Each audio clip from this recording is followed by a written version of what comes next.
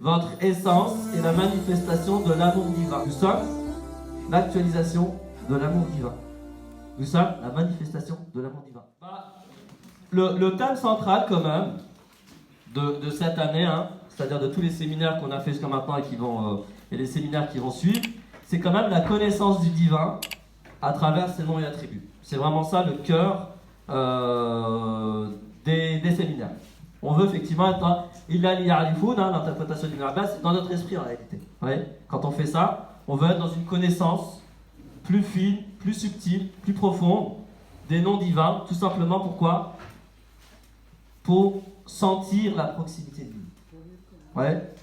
Plus vous allez comprendre, plus vous allez vous approprier, plus vous allez vous sentir proche de Dieu.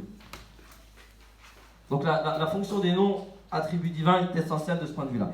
Donc on s'est arrêté sur le nom propre, ce que j'appelle le nom propre totalisant qui est Allah. Maintenant je voudrais m'arrêter sur deux noms attributs qui sont Ar-Rahman, Ar-Rahim. Alors je sais, classiquement c'est traduit par quoi ? Miséricordieux. Miséricordieux, tout miséricordieux, très miséricordieux, etc., etc. Alors on va revenir à la racine Rahama, d'accord ?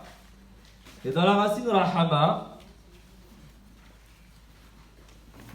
on a une chose très intéressante qui est la notion d'amour inconditionnel.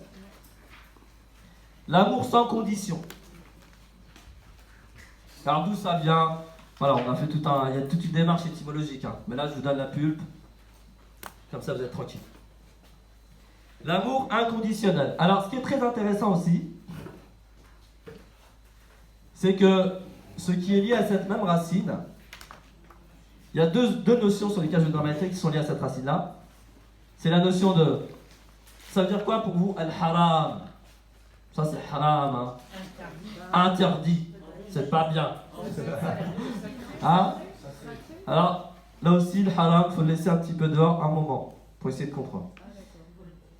Haram, ça vient aussi de la racine harama, c'est les mêmes lettres, mais pas dans le même ordre. Donc il y a un lien, il y a un cousinage sémantique. C'est l'idée plutôt de quoi ? De sacralité. D'accord ? En réalité, le haram, c'est le sacré. Le haram, c'est quoi ? C'est le sacré. Voilà, je vous donne ça dans l'esprit. Je vais m'intéresser à une troisième racine. C'est hamara. Hamara, c'est les mêmes lettres, mais pas dans le même ordre. Hamara, c'est rouge, la couleur rouge. On va pas inventer, hein. Les Arabes, quand ils voient quelque chose en rouge, ils disent quoi ? Ahmar ou bien Hamra. Voilà, au masculin ou au féminin. Alors on va refaire tout le travail. Le rahim, c'est quoi ? C'est la matrice l'utérus. Et quand on s'intéresse aux fonctions de la matrice et de l'utérus, on se rend compte que la fonction la plus principale, c'est quoi ? C'est que l'utérus a pour fonction de synthétiser une union d'amour. Voilà. Synthétiser une union d'amour. Donc c'est l'amour qui est central dans la rahma. Et c'est un amour particulier parce qu'il est quintessentiel et inconditionnel. Quintessentiel et inconditionnel. Alors, en fait, on se rend compte d'une chose, c'est que la méta-signification, la supra-signification de ces trois lettres-là, c'est quoi ? C'est toujours la vie. Voilà, c'est toujours quoi ? La vie. C'est pour ça que la rahma, c'est l'amour dans le sens, c'est la matrice principale de vie. Le rouge, quand on regarde, c'est quoi ? C'est la couleur principale de vie. D'accord ? Le haram, c'est quoi ? C'est la sacralité de quoi ? De la vie. C'est pour ça, une fois, on a mis un post sur Facebook, justement, pour dire que quoi ? Le haram, c'est ce qui permet de préserver le fruit de la rahma, c'est-à-dire la vie. C'est bon ? Ah ouais ? Donc on est toujours dans une préservation de la vie. Et c'est comme ça qu'il faut comprendre en réalité les interdits dans la religion. Donc, il faut comprendre que l'interdiction, en réalité, c'est exactement, c'est que de près ou de loin, on préserve quoi ? La vie. Tous les interdits, en réalité, si vous les observez selon ce prisme, vous allez voir, ah ouais.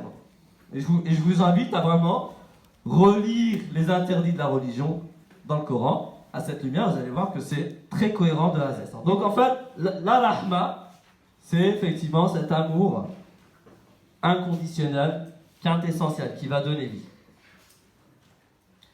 Donc, c'est pas de la miséricorde, vous voyez.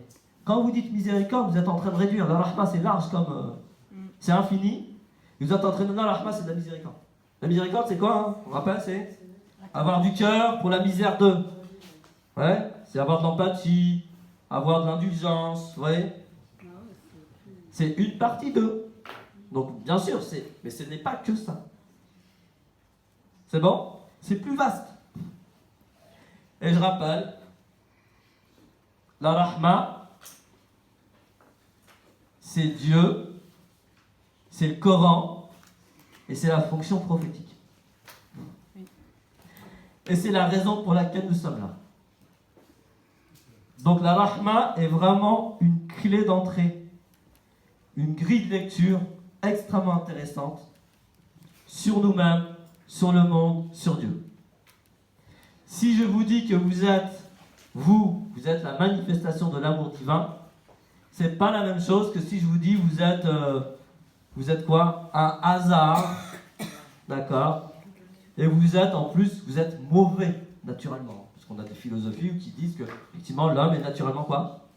Mauvais, féroce, prédateur. C'est pas la même représentation, vous voyez? Ah bah oui, mais c'est pour ça qu'il faut changer. C'est pour ça que Dieu répète Bismillah ar-Rahman ar-Rahim. Vous n'êtes pas des êtres féroces et mauvais par essence. Votre essence est la manifestation de l'amour divin. C'est quand même un petit peu différent. La fitra quoi. Ouais. Nous sommes l'actualisation de l'amour divin. Nous sommes la manifestation de l'amour divin. C'est quand même autre chose. Il faut bien distinguer l'être de l'agir. L'être est bon dans son essence. Son agissement, c'est tout autre chose. Ok, donc Rahma, c'est l'amour inconditionnel. Rahman, donc c'est pas tout miséricordieux, c'est quoi? Ouais, l'inconditionnel aimant, ou bien on va reprendre on va reprendre cette fois-ci, on va reprendre la traduction de Maurice Gloton. Là, on va un petit clin d'œil. Et Rahim, par contre là, on reprend pas la traduction de Maurice Gloton parce que on la trouve justement incohérente avec la première, ce qui dit le très rayonnant. Et là, ça pose un problème parce que la forme Rahim, il n'y a pas forcément l'idée de rayonnement. C'est pour ça qu'avec l'équipe arabe coranique, on a trouvé l'intarissable d'amour. L'intarissable. Ouais. À la lumière de quoi? D'une source qui n'arrête pas de produire. De produire de la vie. Hein. C'est ça qui est intéressant, c'est que le mot, il correspond bien à quoi? À la vie. L'eau, c'est la vie. Hein. D'accord? L'intarissable d'amour.